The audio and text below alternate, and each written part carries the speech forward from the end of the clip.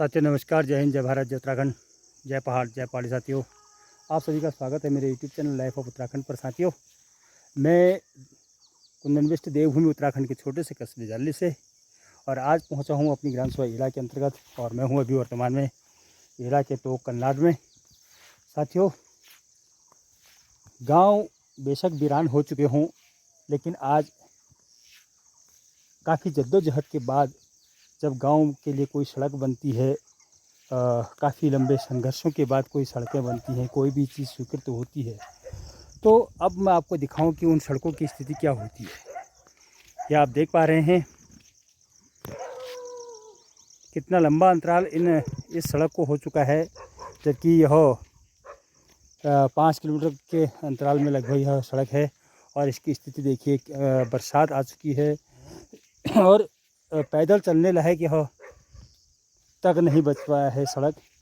अगर अब फिर पंचवर्षीय विधानसभा के चुनाव नज़दीक हैं, 2027 आपके सामने है, क्या इन जनप्रतिनिधियों को इन 5 साल के अंतराल में यह क्यों नहीं सूझ पाता कि जो सड़कें जिनका हम श्रेय लेते हैं उन सड़कों को हम चलने योग्य बनाएं, क्योंकि काफ़ी आशा इन सड़कों से होती है।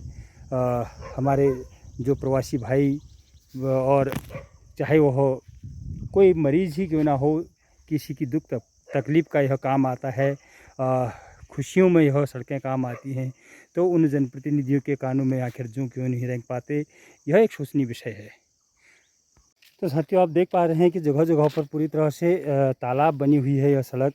और इस सड़क की एक खासियत बताऊं, जबकि यह गांव स्वतंत्रता सेनानियों के गांव से जुड़ा हुआ गांव है और बड़ा दुख होता है कि जिन लोगों ने देश की आज़ादी में अपना सर्वस्व न्यौछावर किया हो और वह गांव आज भी आज़ादी के इतने वर्षों बाद भी मूलभूत सुविधाओं के लिए तरस रहा हो। सड़कों की जो सड़क बड़ी जद्दोजहद के बाद जो रोड बनी, उसकी स्थिति आप देख पा रहे हैं कि किस प्रकार से यह तलैया बनी हुई है, जबकि अभी चातुर्मास पूरी तरह से अपने शबाब पर नहीं है। किस प्रकार से यहाँ के लोग अपने वाहनों को ले जा रहे होंगे, किस प्रकार से सफ़र कर पा रहे होंगे, यह एक सोचने का विषय है। जबकि सड़क बनाने के पीछे भी एक ही उद्देश्य है कि आज गाँव में हमारे जो बूढ़े माता पिता, हमारे बुज़ुर्ग जो गाँव में रह रहे हैं, उनकी स्थिति को देखते हुए इस सड़क की डिमांड की गई थी, क्योंकि हमारे प्रवासी, हमारे भाई बंधु सभी जो हैं आज प्रवास पर हैं, सभी रोज़मर्रा की ज़िंदगी के लिए, गुज़र बसर के लिए सारे मैदान की ओर गए हुए हैं। तो क्या हमारे उन जनप्रतिनिधियों की यह जवाबदेही सुनिश्चित नहीं होनी चाहिए कि जिन गाँवों में हम लोगों से वोट की भीख मांगने के लिए जाते हैं, स्पष्ट कहना चाहूँगा कि भीख मांगने के लिए जाते हैं, और उन गाँवों में आज तक या तो सड़कें नहीं हैं, और अगर सड़कें हैं तो वहाँ की स्थिति काफ़ी भयावह है। तो यह मैं आपको दिखा पा रहा हूँ।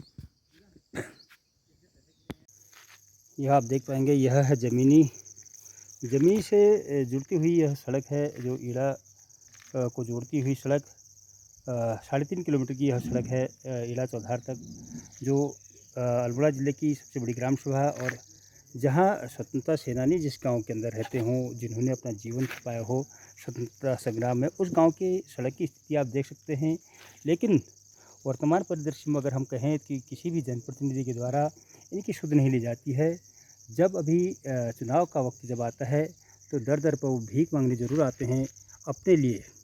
जनता की अगर सुध उनको लेनी होती तो आप इस रोड को भी देख पाते हैं।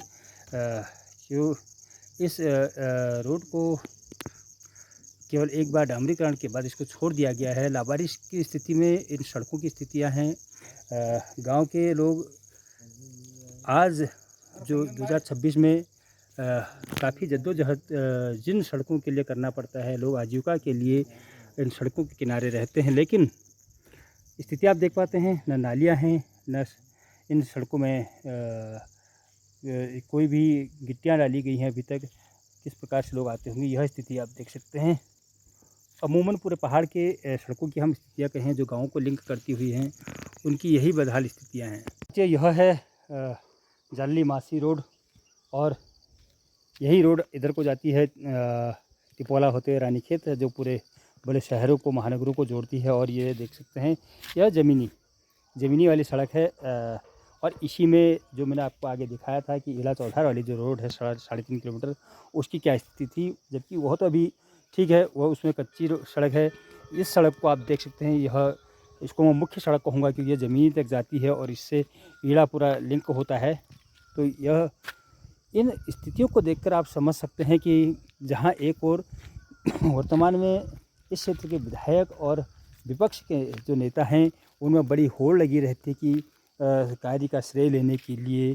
लेकिन क्या यहाँ के लोगों का जनजीवन क्या इसी प्रकार का रहेगा, या उनके लिए भी कोई सुविधाएं जुटाई जा सकती हैं, या उनके संज्ञान में यह बातें नहीं आती हैं जबकि वो कई बार इन क्षेत्रों का भ्रमण करते हैं, या केवल वह बातें उनको तब याद आती हैं जब वह चुनाव के दौरान आते हैं, या केवल वह लोग जब चुनाव हार या जीतने के बाद केवल वोटों की गिनती करते हैं कि किस गांव से मेरे को कितने वोट मिले, वहाँ के लोगों ने मुझे यह वोट नहीं दिए। क्या यह राजनीति सही दिशा में जा रही है? तो यह आज जनता ने तय करना चाहिए कि हमें किस प्रकार का विकास चाहिए। यह टूटी फूटी सड़कें चाहिए, या वह पैदल हमारे रास्ते सही थे। और उन जनप्रतिनिधियों को भी यह समझना चाहिए कि मुझे किस कार्य का श्रेय लेना है और किसका नहीं। जनता का अगर वास्तविक सुख साथी बनना है तो उनको उस पंचवर्षीय योजना के तहत भी ऐसी मूलभूत सुविधाओं की सुध लेनी अति आवश्यक है। इसी के साथ जय हिंद, जय भारत, जय उत्तराखंड।